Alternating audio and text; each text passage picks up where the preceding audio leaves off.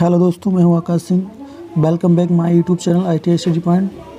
दोस्तों, मैं लेकर आया हूं फिर से आपसे जो आपकी 1000 क्वेश्चन की सीरीज़ चल रही थी, उसका पार्ट 2 है आज। इसमें आपको मल्टीपल चॉइस क्वेश्चन देखने को मिलेंगे जो भी एग्ज़ाम की दृष्टि से बहुत ही महत्वपूर्ण है। आप सभी लोग जो अगर पूरे साल में आपने तैयारी नहीं किया है तो अब इस वीडियो को देखें और अपनी तैयारी करें। आपका संभावित जो एग्ज़ाम है वो जुलाई के लास्ट या 3rd वीक में हो सकता है, ऐसा नोटिफिकेशन आ चुका है। तो आप घर पर फालतू में ना बैठे, अपना टाइम वेस्ट ना करें। अभी रिजल्ट आया है तो बहुत से बच्चों की बैक लग चुकी है, इसीलिए आप अपने पैसों को इस तरह बर्बाद ना करें, इसलिए पढ़ाई स्टार्ट कर दें। दोस्तों, अगर आपने पूरे साल में कुछ भी नहीं पढ़ा तो इन वीडियो को देखें और ये इम्पोर्टेंट क्वेश्चन को बिल्कुल रट लें, आपका एग्ज़ाम क्लियर हो जाएगा। तो दोस्तों, टाइम ख़राब करते हो ना हुए, अब वीडियो को शुरू करते हैं। तो दोस्तों, फर्स्ट क्वेश्चन है हमारा, यदि एक मरीज मुख से मुख की श्वसन प्रक्रिया सही प्रतिक्रिया ना करे तो प्राथमिक उपचार को निम्न में से करना चाहिए। दोस्तों, एक क्वेश्चन पिछली वीडियो का ही है, इसमें कुछ बच्चों के डाउट थे, जैसे कि हम उसे कंबल से गर्म रख सकते हैं, पर ऐसा नहीं है। इसमें साफ साफ लिखा है कि यदि एक मरीज मुख से मुख की श्वसन प्रक्रिया, जिसे हम आर्टिफिशियल श्वसन प्रक्रिया कहते हैं, अगर वो भी नहीं वो करेगा तो हम उसको अपना टाइम ना ख़राब करते हुए हम उसको कंबल से नहीं ढकेंगे, सीधे डायरेक्ट मतलब डॉक्टर के पास ले जाएंगे, तुरंत चिकित्सा सहायता ढूंढेंगे। ऑप्शन यही इसका सही होगा। ठीक है, तो जो आज की वीडियो है वो आपकी यहाँ से स्टार्ट होती है, आपके मार्किंग टूल्स हैं उससे। ठीक है, तो पहला इसमें क्वेश्चन है, स्टैंडर्ड स्टील रूल किस धातु का बना होता है। तो दोस्तों, जो स्टैंडर्ड स्टील रूल होता है वो हमारा स्टेनलेस स्टील का बना होता है, तो इसमें ऑप्शन ए सही हो जाएगा। इसके बाद में नेक्स्ट क्वेश्चन है हमारा, गुनिया के ब्लेड के नीचे अंडरकट रखा जाता है। ठीक है, इसमें जो ऑप्शन है हमारा वो सी सही हो जाएगा, जॉब पर कार्नर को स्थान देने के लिए। ठीक है, गुनिया के ब्लेड के नीचे अंडरकट रखा जाता है जॉब पर कार्नर को स्थान देने के लिए। तो नेक्स्ट क्वेश्चन है हमारा, कैलीपर निम्न में से किस धातु के बने होते हैं।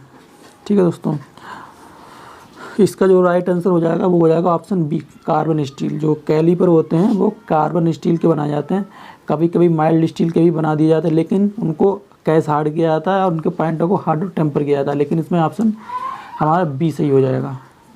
ठीक है दोस्तों, नेक्स्ट क्वेश्चन पे चलते हैं।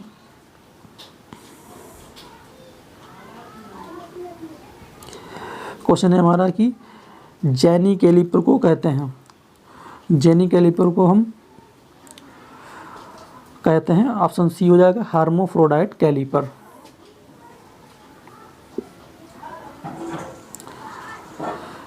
इसमें नेक्स्ट क्वेश्चन में हमारा चित्र दे रखा है, चित्र में दर्शित कैलिपर का नाम बताइए। दोस्तों, इसमें चित्र एक डायग्राम दे रखा है कैलिपर का, हमें ये बताना है कि ये डायग्राम किस कैलिपर का है।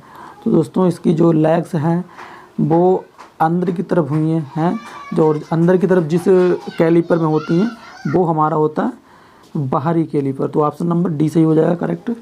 ठीक है, ये बाहरी कैलिपर हो जाएगा, और ये रिवेट यहाँ पे लगा है तो ये फर्म जॉइंट हो जाएगा। ठीक है, फर्म जॉइंट टाइप का है।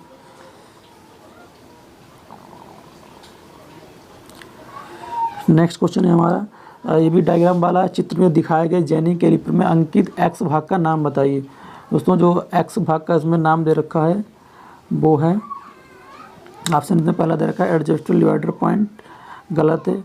इसमें ऑप्शन बी करेक्ट हो जाएगा, बेंट लेग। ठीक है, क्योंकि इसकी जो लेग है और जो पॉइंट यहाँ से मुड़ा हुआ है तो इसे बेंट में से मुड़ा हुआ है। ठीक है, ये मुड़ी हुई टांग इसे बोलेंगे। ठीक है, तो ऑप्शन नंबर बी सही हो जाएगा। इसके बाद में नेक्स्ट क्वेश्चन है हमारा, जो ये भी डायग्राम वाला चित्र में दिखाया गया गुनिया में अंकित भाग, गुनिया को हम ट्राइस्क्वायर बोलते हैं, एक्स का नाम बताना है। दोस्तों, इसमें दो ही पार्ट होते हैं, एक ब्लेड होता है और स्टॉक होता है। तो ये पतला वाला जो भाग होता है वो ब्लेड होता है, तो ऑप्शन नंबर इसमें बी करेक्ट हो जाएगा, तो इस जाएगा ऑप्शन नंबर बी, ब्लेड। ठीक है, इसके बाद नेक्स्ट क्वेश्चन है हमारा, इसमें नेक्स्ट क्वेश्चन है कि गुनिया का साइज लिया जाता है, गुनिया का जो साइज लिया जाता है वो ऑप्शन दे रखा है स्टॉक की लंबाई चौड़ाई से, ब्लेड की लंबाई चौड़ाई से, ऑप्शन सी है स्टॉक के आंतरिक सिरे से ब्लेड के अंतिम सिरे से तक, और डी है उपरोक्त कोई नहीं। तो इसमें जो राइट आंसर हो जाएगा हमारा वो हो जाएगा ऑप्शन नंबर सी, स्टॉक के आंतरिक सिरे से ब्लेड के अंतिम सिरे तक गुनिया का साइज लिया जाता है। नेक्स्ट क्वेश्चन है हमारा, किसी सरफेस की फ्लैटनेस और स्क्वायरनेस चेक करने के लिए निम्नलिखित में से किस इंस्ट्रूमेंट का प्रयोग किया जाता है। तो किसी भी जो जॉब होती है हमारी उसकी फ्लैटनेस और स्क्वायरनेस मतलब वर्गाकारिता जिससे चेक की जाती है और 90 डिग्री चेक की जाती है यानी कि समकोण, तो वो हमारा काम होता है गुनिया से, जिसे हम ट्राई स्क्वायर बोलते हैं। ठीक है, जो गुनिया का डायग्राम आप देख चुके हैं। इसके बाद नेक्स्ट क्वेश्चन हमारा, चित्र में दर्शाए गए कैलीपर का नाम है। तो चित्र में दर्शाया गया कैलीपर, पहले तो ये स्प्रिंग, इसमें ये पॉइंट दे रखा है कि ये स्प्रिंग जॉइंट में है। ठीक है, उसके बाद में इसकी लेग बाहर की तरफ है, बाहर की तरफ जो जिसमें लेग होती है वो आंतरिक वाला हो जाता है। तो इसमें ऑप्शन नंबर ए सही हो जाएगा, स्प्रिंग जॉइंट आंतरिक कैलीपर। ठीक है, नेक्स्ट क्वेश्चन है हमारा, दिए गए चित्र में इंजीनियरिंग गुनिया के प्रकार को पहचानिए। इसमें जो हमारा आंसर हो जाएगा वो हो जाएगा ऑप्शन नंबर डी, क्योंकि इसमें ना तो इंजीनियरिंग बेवल एज स्टॉक सही थे ना स्क्वायर स्टॉक सही थे, इसके भी इसमें स्टॉक है ही नहीं। ठीक है, ये संपूर्ण ऐसा ही बना होता है जैसे ज़्यादातर ये कारपेंटर वगैरह यूज करते हैं। ठीक है, इसमें उपरोक्त में से कोई नहीं, आंसर हो जाएगा ऑप्शन डी।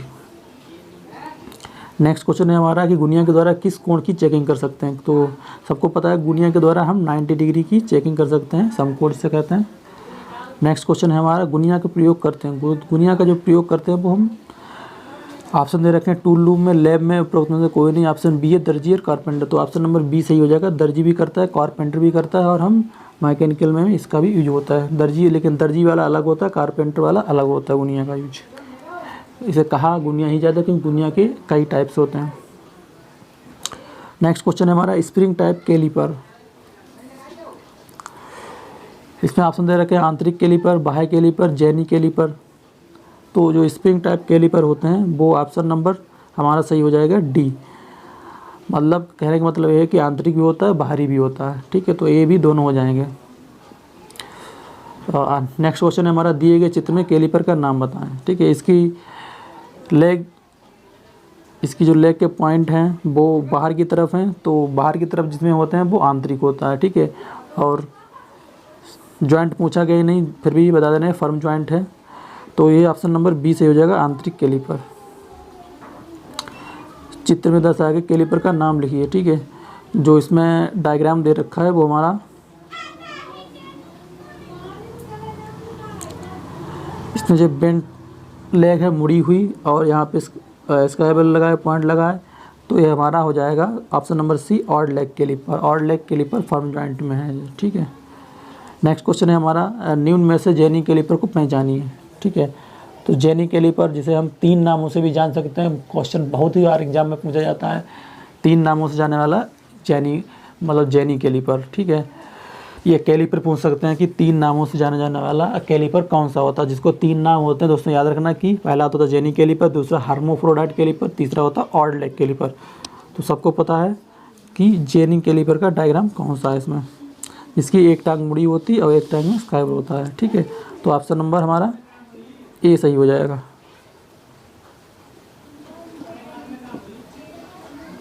ठीक है, चलते हैं नेक्स्ट क्वेश्चन पे।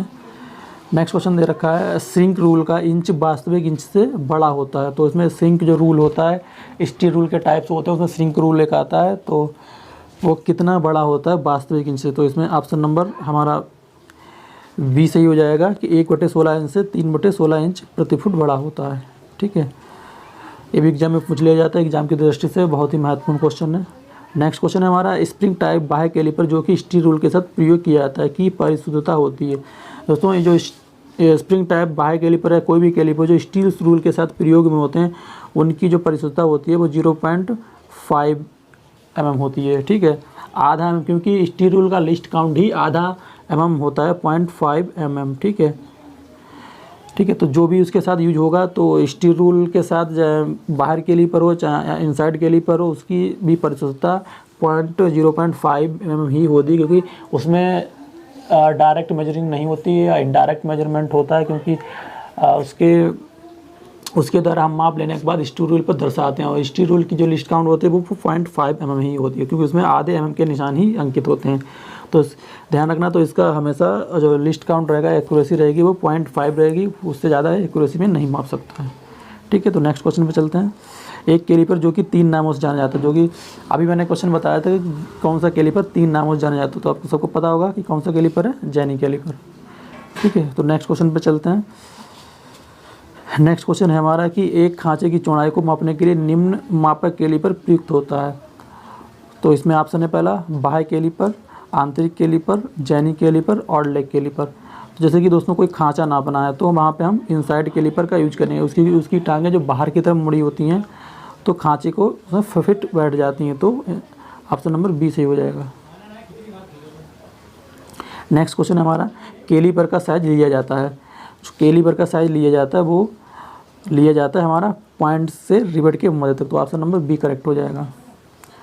नेक्स्ट क्वेश्चन है हमारा चित्र में दर्शाए गए गुनिया के एक्स लेवल भाग को पहचानिए।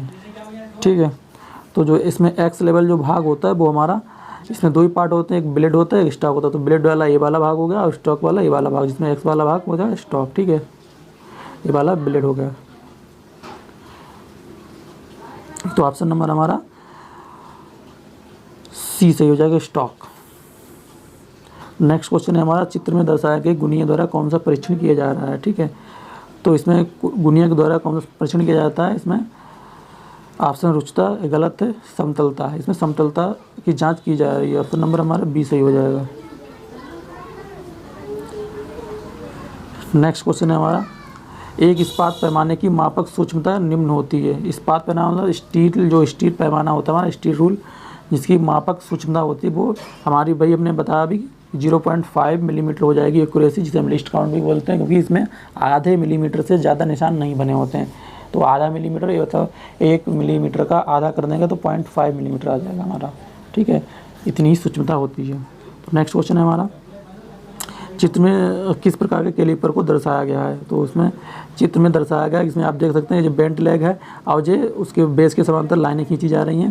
तो ये जो कैलीपर होता है वो हमारा जेनी कैलीपर ही होता है, जो बेस के समांतर लाइनें खींचता है, केंद्र को निकालने में और मार्किंग करने में इसका यूज होता है।